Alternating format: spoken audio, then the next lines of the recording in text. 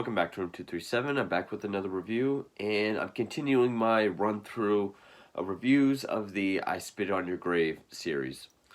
Now, I've already done the 1978 original exploitation film, cult classic. I've done the 2010 remake, which, as far as remakes go, I guess it's not that bad. I know I said I was going to do the third I Spit on Your Grave 3 before this one because it continues from the remake. But this is the one that I remembered the least amount from and seen the least amount of times. So I was kind of like, more intrigue, I guess, just to revisit this one.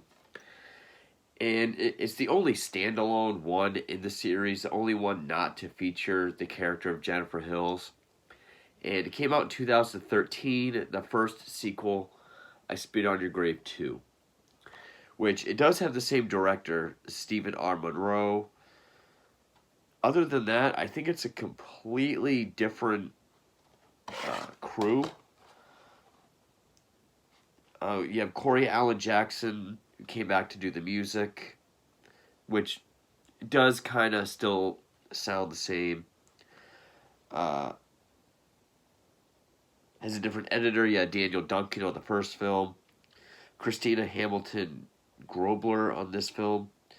The original writer-director of the original film came back and served as an executive producer on this, as he did the remake and the third film.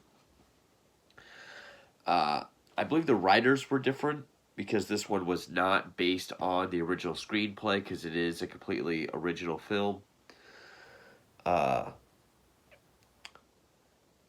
Damian Bromley was the cinematographer, whereas it was Neil Lisk. So it does kind of have a different look to it as well.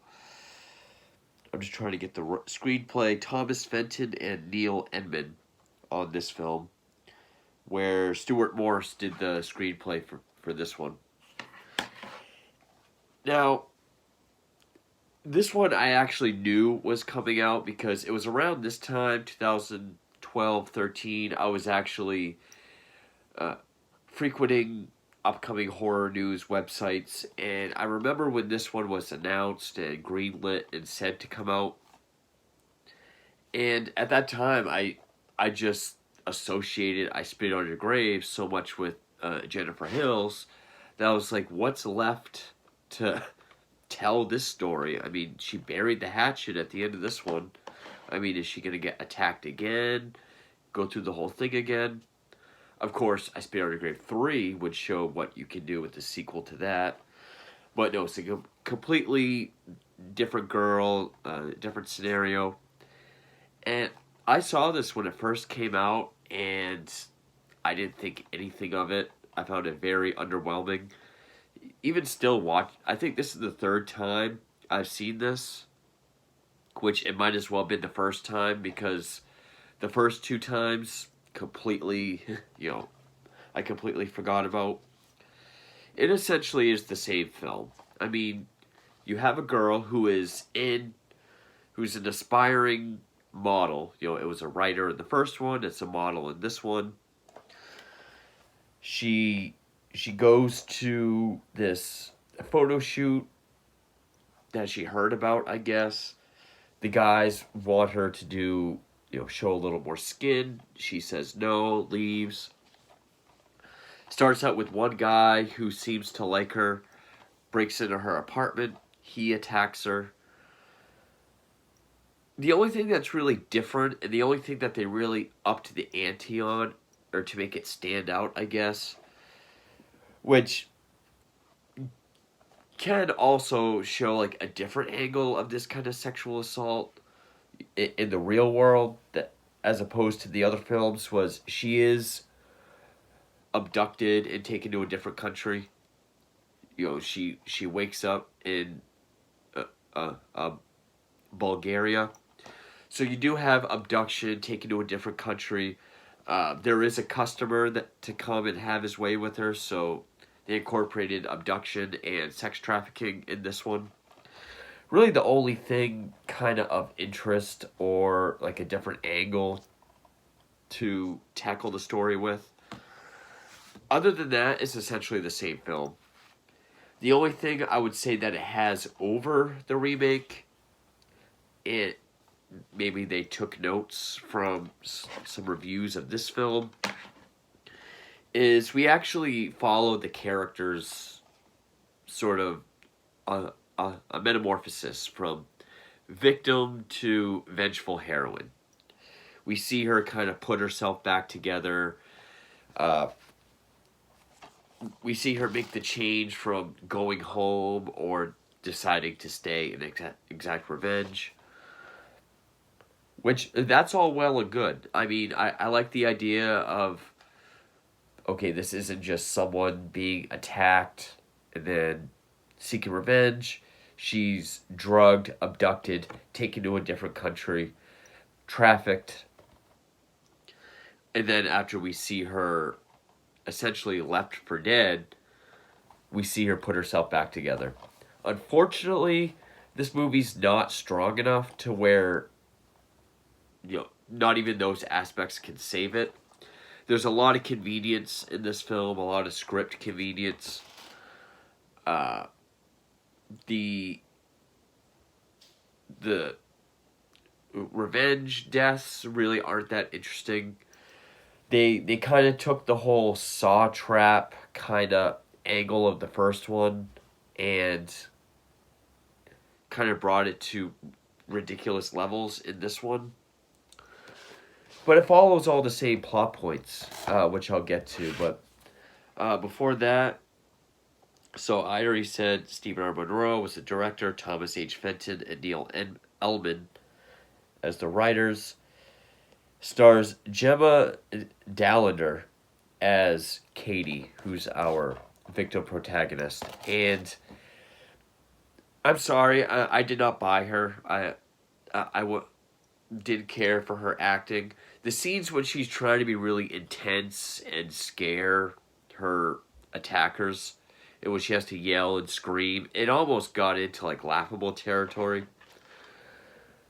I mean, I still think Camille Keaton from the original is the best, just with her stoic exterior. I bought Sarah Butler more than I did this girl. Especially the scene when she has to go after the sex traffic customer, I guess, the big fat guy with the cattle prod. Because, I mean, this girl has to weigh not 110 pounds, and we're supposed to believe that she dragged this guy from, the basement of the church to this underground lair where she is. But anyway, her attackers, I would say that it doesn't quite have the same configuration as the first film. I mean, you don't have a Matthew. There's not really... I guess Georgie would be like the Matthew, the more sympathetic character, even though he's the first one to attack her, solo, because he asked for help from his brothers, help him clean up the scene. And then he tries to be nice to her throughout, so I guess that's the Matthew.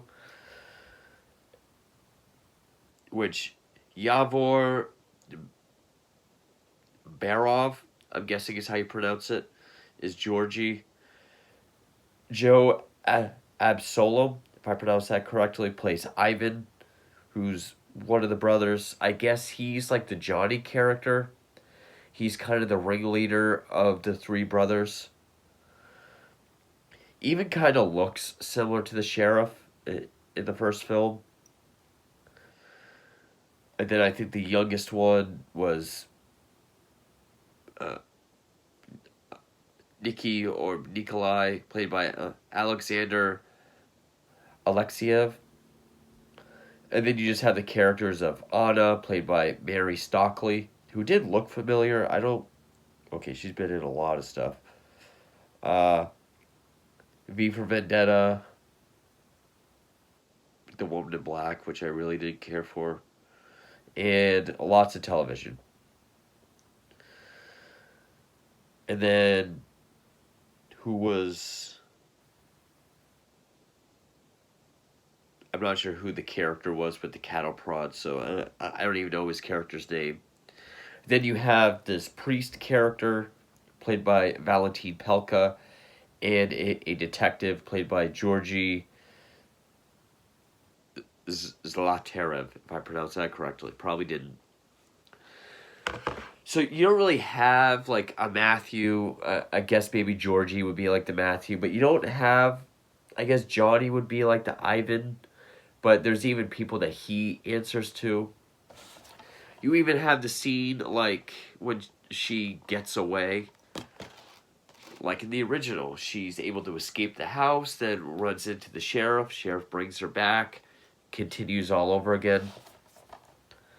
I do like the shot when she escapes. Kind of reminded me a bit of Martyrs. You know, they put this red dress on her.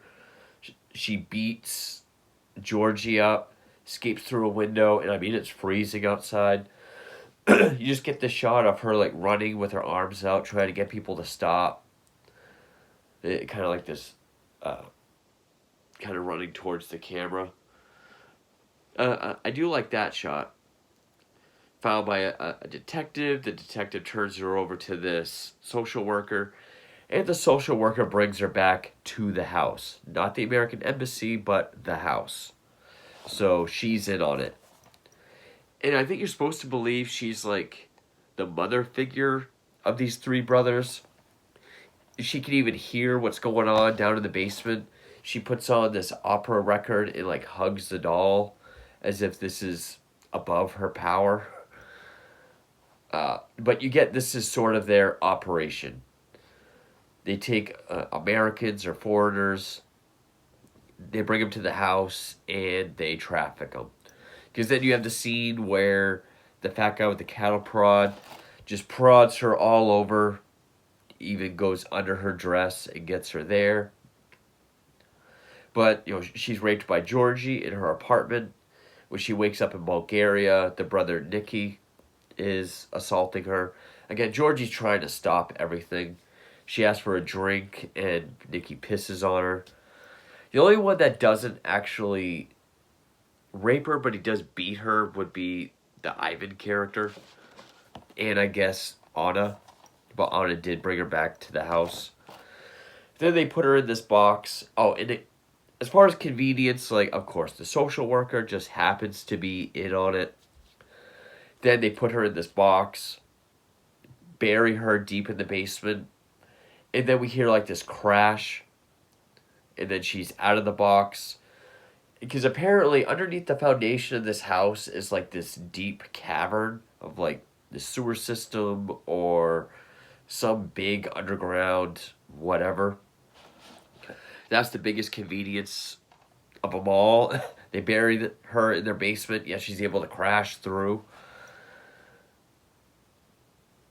She finds her way around, ends up in a church.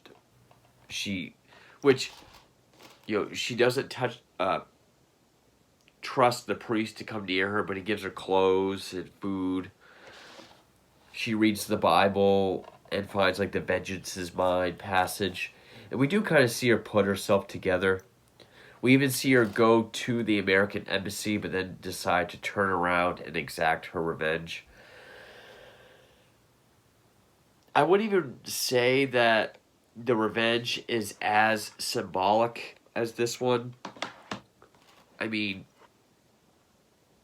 like the first one she gets is Georgie, who she has tied up in his underwear. She cuts him in certain places, like his face and his legs, smears some shit in them for infection. And yeah, she gives everyone, you know, she feeds their words back to them. But no, she goes after Nikolai. I guess she spiked his drink because they keep putting ketamine in her mouth to knock her out. He runs to the bathroom to get sick, and she's there.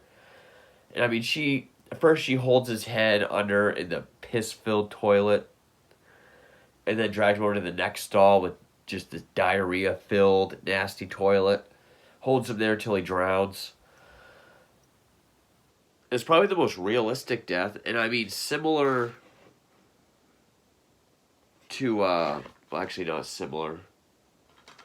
I guess similar to Johnny's death in this one, is the most believable, so it's probably my most favorite. The rest just reach not quite Saw level, but that's what it reminded me of. I mean, people tied up to and her using these contraptions, like how she gets Georgie. It's shown in the beginning of the film. She shows the maintenance guy how to catch a rat in the building with like this wire with the loop around it, around the mouse hole. So when it comes through, he'll be snagged. That's how she catches him when she lures him down through the cavern. And she's able to find the same fat customer in the church and lead him away. She hits him over the head. And then we cut to him tied up, which I don't buy her dragging him all through underground. But she prods him all over, sticks some device. I wanted to say it was like a plumbing snake, but I don't know what it was, down his throat. Turns it on, it fries him. We see his ear blow off. I will say it's not as gory or really as bloody as the first film.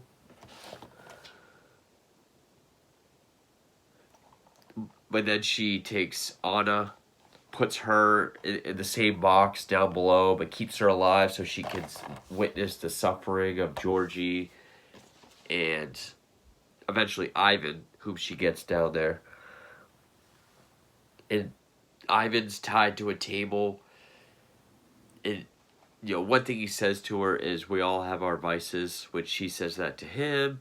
She says, take a look at my vice. And he looks down, and just his balls are in a vice. She makes a mention of Anna being the mother.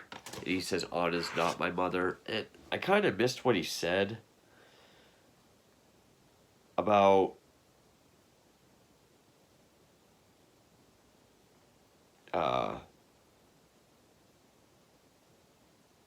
reveals that Anna is his stepmother, who herself was raped by her future husband, Ivan's father, while Nikolai and Georgie were products of Anna's rapes. So she's the mother of Georgie and Nikki, but not Ivan, which I guess is why he looks a little more... Those two look like brothers, he doesn't.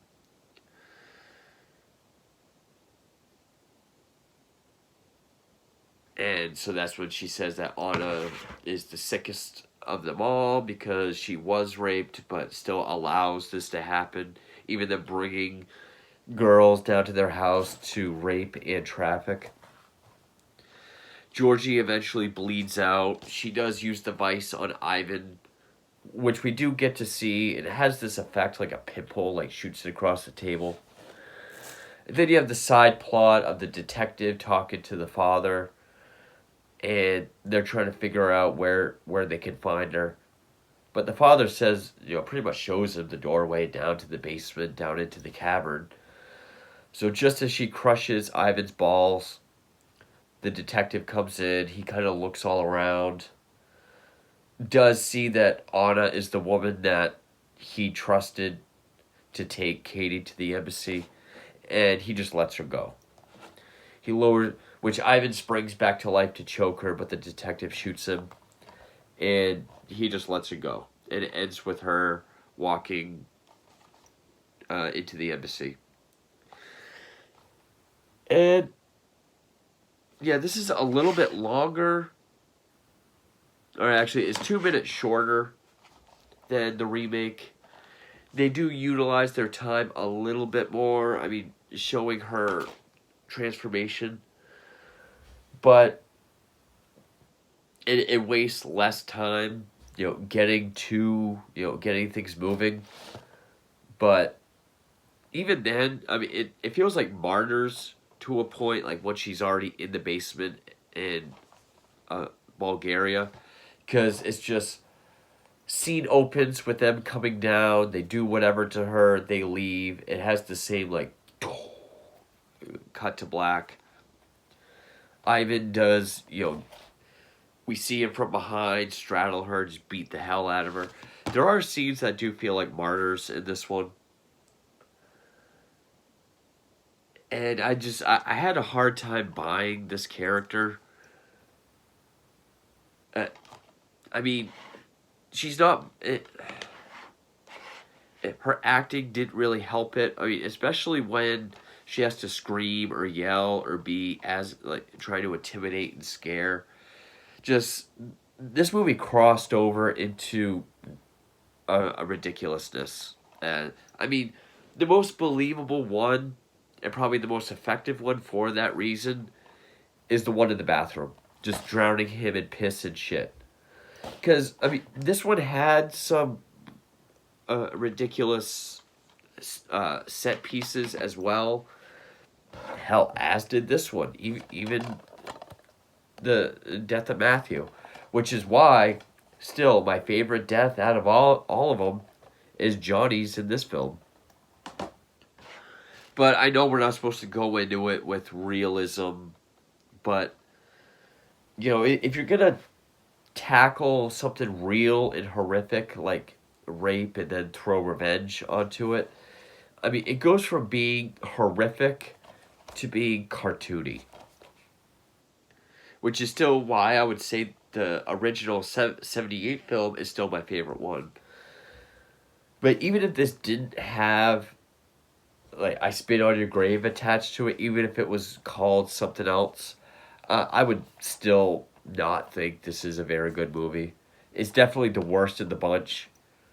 I mean, I still haven't seen the sequel from the 80s. I don't even know if you can get that, but of the three newer films and the original, this one is by far the worst one. Some people might say 3, but 3, I can say at least it tackles the aspect of what happens to a victim long after the fact. This one was just a retread of the first one that we didn't really need. And, I'm actually surprised we got a sequel because this only made like a quarter of his budget back. So I'm actually really surprised we got a sequel. But yeah, I mean, 3 could have been part 2, and that could have been just fine. I mean, this didn't really need to get made. There's nothing that really warrants it being around. It's not the worst movie I've ever seen. It's not the most pointless sequel I've ever seen.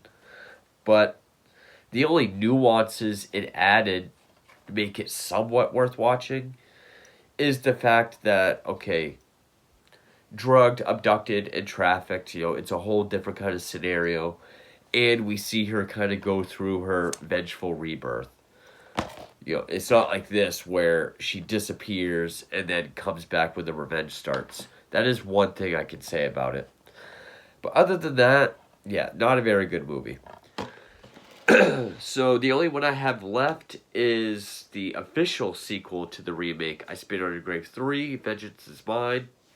And then that's the last one I have. So stay tuned for that, and thank you for watching.